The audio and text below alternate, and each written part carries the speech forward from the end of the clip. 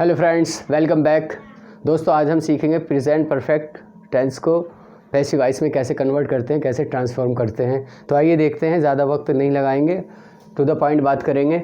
सबसे पहले हमें देखना है प्रेजेंट परफेक्ट टेंस की हम पहचान कैसे करते थे एक्टिव वॉइस सेंटेंसेज में। आपने देखा था कि हम चुका है, चुकी हैं, चुके हैं या लिया है, दिया है, किया है, इस तरह के शब्द जब हिंदी वाक्य के अंत में आते हैं तो वो सभी प्रेजेंट परफेक्ट टेंस के वाक्य कहलाते थे। और हम उसका ट्रांसलेशन ऐसे करते थे, सब्जेक्ट लिखते थे सबसे पहले, उसके बाद हैज़, हैज़ हम सिंगुलर के साथ इस्तेमाल करते थे और हैव आई के साथ और प्लूरल सब्जेक्ट के साथ इस्तेमाल करते थे। और सभी सेंटेंसेस में हम वर्ब की थर्ड फॉर्म का इस्तेमाल करते थे, क्योंकि परफेक्ट टेंस में कोई सा भी परफेक्ट टेंस है, चाहे प्रेजेंट है, पास्ट है या फ्यूचर है, उसके साथ हम वर्ब की थर्ड फॉर्म ही लाते हैं। उसके बाद ऑब्जेक्ट लिखते थे और कोई इत्यादि शब्द हिंदी वाक्य में दिया हो तो उसका ट्रांसलेशन करके हम लास्ट में लिखते थे। ठीक है, अब हमें ये क्या करना है पैसिव वॉइस में, हमें ये देखना है कि हम क्या कर रहे हैं। वो तो आपको पता ही है कि जो सब एक्टिव वॉइस का ऑब्जेक्ट होगा वो पैसिव वॉइस का सब्जेक्ट बन जाएगा और जो सब्जेक्ट है वो ऑब्जेक्ट बन जाएगा। ऑब्जेक्ट से पहले बाय आएगा और बस जो टेंस चल रहा है उसके अकॉर्डिंग हम कोई हेल्पिंग वर्ब लाएंगे। हेल्पिंग वर्ब यहाँ पर हैज़ या हैव चल रही है तो ये यहाँ आ जाएगी साथ में, और उसके साथ साथ हम पैसिव वॉइस की वजह से बीन और लगाएंगे।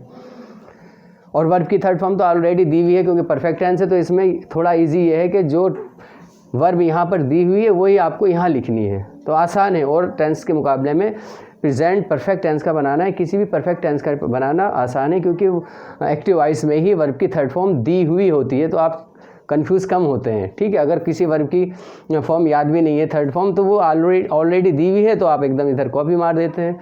तो पहला सेंटेंस देखेंगे, I have written a letter, मैं एक पत्र लिख चुका हूँ या मैंने एक पत्र लिख लिया है। इसका अनुवाद ये है, तो इसलिए ये प्रेजेंट परफेक्ट टेंस का हुआ और हमने इसका स्ट्रक्चर बना के दिखा दिया था। इस तरह से हम बनाते हैं, सब्जेक्ट हैज़, हैव, वर्ब की थर्ड फॉर्म। तो यहाँ पर सब्जेक्ट आ गया, सब्जेक्ट आई है, इसलिए according to subject have is used here. उसके बाद वर्ब की थर्ड फॉर्म, उसके बाद ऑब्जेक्ट लिखा हुआ है।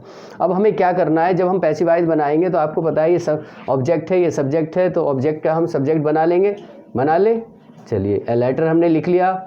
उसके बाद हमें हैज़, हैव में से एक चीज़ लानी है, हमें देखना है सिंगुलर सब्जेक्ट है तो सिंगुलर के साथ हम हैज़ लाते हैं, तो हम लिख देंगे हैज़, ए लेटर हैज़। उसके बाद क्या लिखना है, बीइंग लिखना है सभी सब्जेक्ट के साथ। उसके बाद वर्ब की थर्ड फॉर्म, वर्ब की थर्ड फॉर्म ऑलरेडी परफेक्ट में होती है, तो जो वर्ब की थर्ड फॉर्म वहाँ पर दी है वो लिख देंगे यहाँ पर।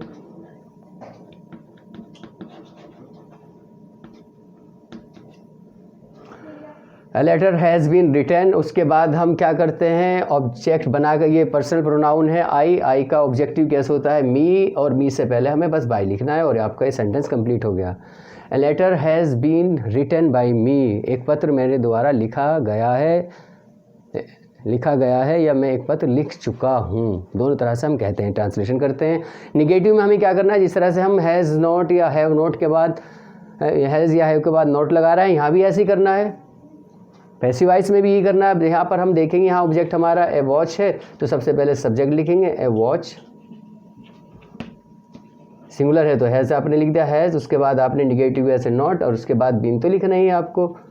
उसके बाद है स्टोलन, स्टोलन आप ऐसे ही लिख दें, स्टोलन का मतलब चुराना होता है। स्टोलन बाई, यू का ऑब्जेक्टिव केस भी यू ही होता है।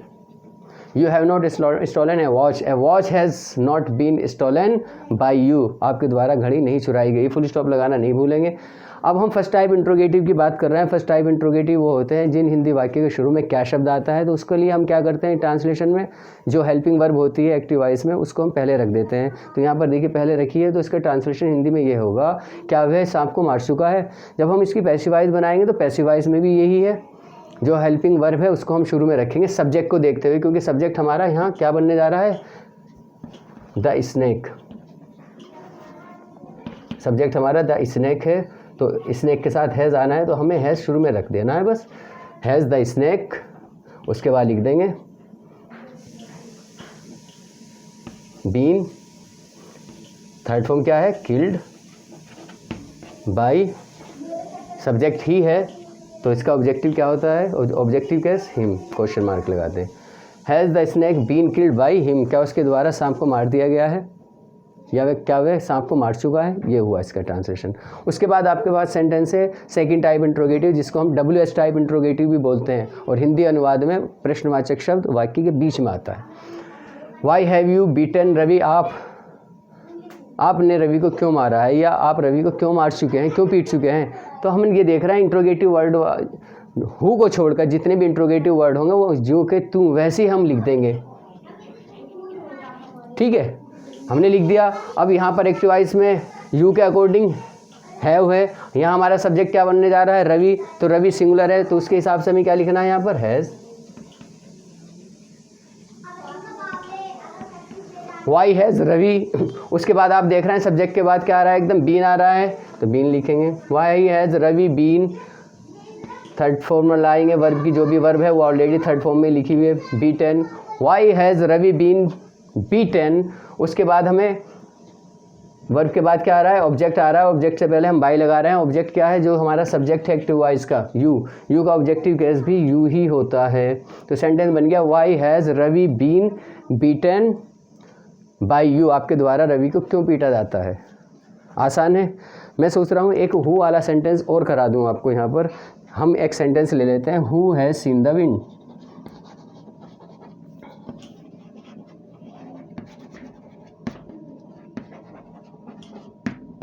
सेंटेंस यहाँ लिखा है, who has seen the wind, हवा को किसने देखा है। तो मैं ये स्पेशली सेंटेंस इसलिए करा रहा हूँ क्योंकि इंट्रोगेटिव वर्ड वाले सेंटेंस को हम वैसे लिखते हैं, इंट्रोगेटिव वर्ड पैसिव वॉइस में भी ऐसे ही उतर जाता है, लेकिन हम हु वाले सेंटेंस में कुछ चेंज करते हैं। हु के स्थान पर हम पैसिव वॉइस में बाय हुम लिख देते हैं।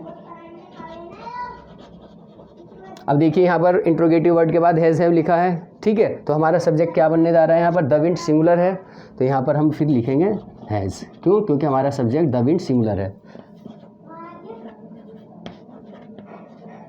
Bye whom has the wind, उसके बाद सब्जेक्ट के बाद क्या लिख रहे हैं हम, बीन, और उसके बाद बीन के बाद वर्ब की थर्ड फॉर्म आ रही है, या ये कह लीजिए जो वर्ब उसमें है परफेक्ट टेंस है, थर्ड फॉर्म ही है, तो वो जो वर्ब है वो यहाँ लिख देते हैं बीन के बाद।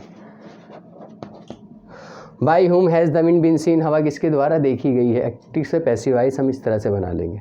बहुत आसान है, बस ध्यान देने की ज़रूरत है। मुझे उम्मीद है कि आपको प्रेजेंट परफेक्ट टेंस भी समझ में आ गया होगा, और कोई प्रॉब्लम है आपको कमेंट बॉक्स में लिखिए। किसी भी एक्सरसाइज का कोई सेंटेंस आपसे नहीं बन रहा, इस आधार पर जो आप बना